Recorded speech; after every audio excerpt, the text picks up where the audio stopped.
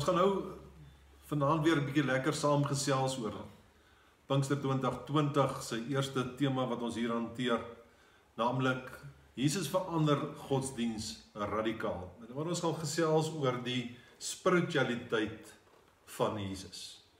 Nou spiritualiteit is eintlik die geestelike, die rede van waarom ek my besig hou met geestelike goed. Waarom is ek besig met godsdiens? Waarom is ek besig met geloof? So dit is die rede vir my besig wees met die godsdiens of met die geloof dat op die lewenspad self. So jy praat van die dryfveer. Die dryfveer. Nou, wat dryf my om te doen wat ek doen? En die risiko wat ons het is dat mense, as ons gaan kyk na godsdiens, se grootste krisis is dat hy al ewig vir ons 'n klomp reëls en regulasies gee, goed gee, wat maak waar volgens ons goeders moet doen, en nie noodwendig die rede waarom ons die goeders doen nie. En dit was Jesus 'n krisis gewees in die tyd rondom die Bybel self, dat tydens sy leefwyse, leeftyd, het dit gegaan daaroor is dat die Joodse godsdienst van daai dae was dood eenvoudig gebaseer op wette en reëls, en dan hoe goed gedoen moet word. En die rede waarom dit gedoen word, het begin verdwyn. Hoekom het 'n reël ingekom? Nee, kerke vandag nie maar dieselfde probleem nie. Kerke dieselfde krisis vandag, 100%, want ons het ook 'n klomp maniere waarop ons doen. Nee, ons moet dit nie sis doen, ons moet nie so maak nie, dit hoort nie in die kerk nie, en dit mag nie in die kerk nie. So al die moets en moenies, dat uiteindelik, dis tipies wat godsdiens is. Hy hardloop rond met 'n klomp moets en moenies, dat later weet ons nie eers meer hoekom ons dit doen nie, maar ons doen dit so, dis hoe ons dit by ons doen. En dis wat in Jesus se tyd gebeur, 'n klomp Jode het 'n klomp reëls bly maak en begin sê, dit is hoe ons dit doen, en dis hoe almal dit moet doen. En dit is godsdiens. En dis godsdiens. Dis nie spiritualiteit. Dit is nie die rede waarom jy jou met geestelike goed besig hou self nie. Dan word godsdiens 'n rede op homself. Dit begin die motief word, is godsdiens, of my gemeente, of my kerk, of my tradisies, of my belydenis. Al hierdie goed word die redes waarom ek dan reg of verkeerd is, of waarom ek godsdienstig optree. Tree self.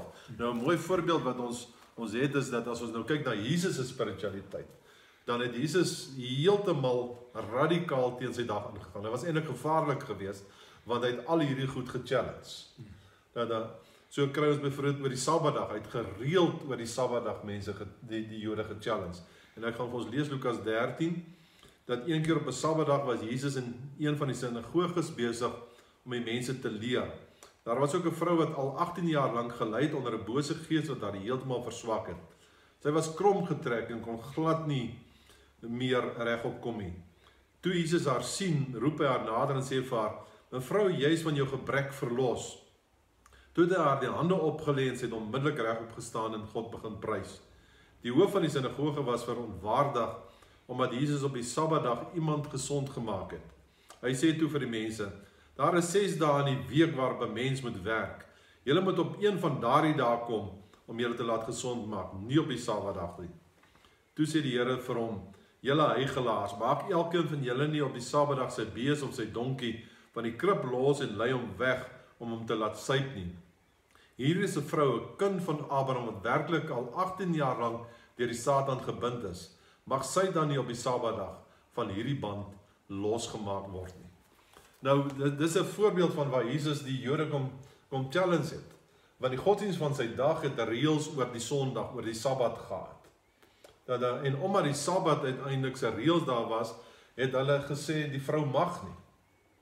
Terwyl ons uiteindelik Jesus kom en sê, "Maar wag so 'n bietjie, julle los hierdie vrou liefdeloos, soos wat jy is liewer vir jou donkie wat moet kos kry, as vir hierdie vrou 'n medemens wat aan die einde van die dag 'n behoefte aan gesond word het." So Jesus challenge die reëls en gee hom 'n hartklop wat met omgee te doen het.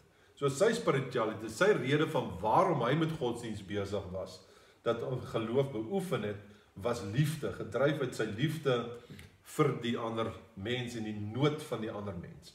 Terwyl die Jode gedryf was oor hier's 'n reël vir mense.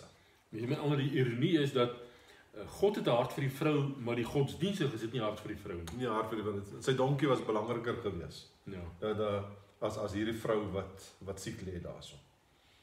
So as ons dus kyk na Jesus se spiritualiteit, dan is die grootste voorbeeld wat ons kan kry daaruit en wat ons as kerk moet verstaan, is dat ons uiteindelik gedryf moet word, ons spiritualiteit moet gedryf word uit 'n verhouding met die wêreld, 'n verhouding met ander mense, maar ook 'n verhouding met ons Vader.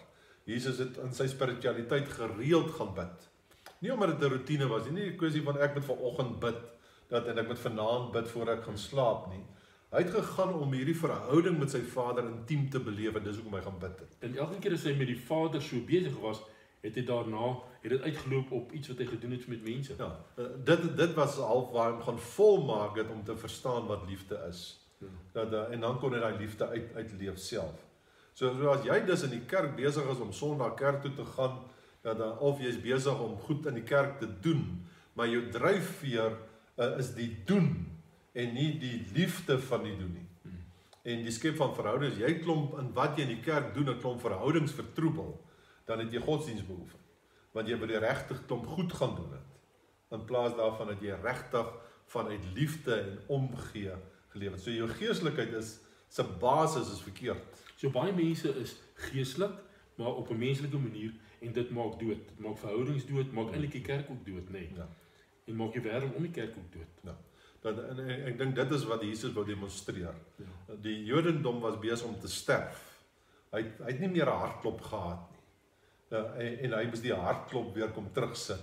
En die Nuwe Testamentiese kerk word gedryf vanuit 'n hartklop. Hy word nie gedryf vanuit 'n klomp reëls en regulasies wat daar moet wees nie. Ons mag nie so wees nie.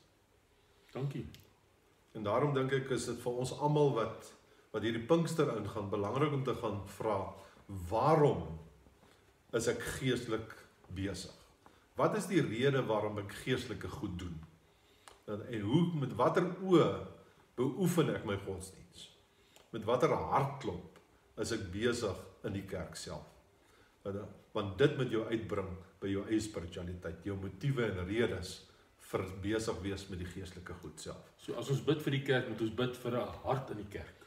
Bid dat die kerk 'n hartklop altyd sal hê. God se hartklop. God se hartklop moet in die kerk wees.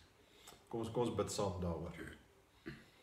Here, dankie dat ons kon saam wees, saam kan aanbid, saam kan soek daarna dat ons hartklop vir Christus sterk moet wees. Dankie dat Jesus 'n voorbeeld was, dat uiteindelik die mens belangriker was as die reëls.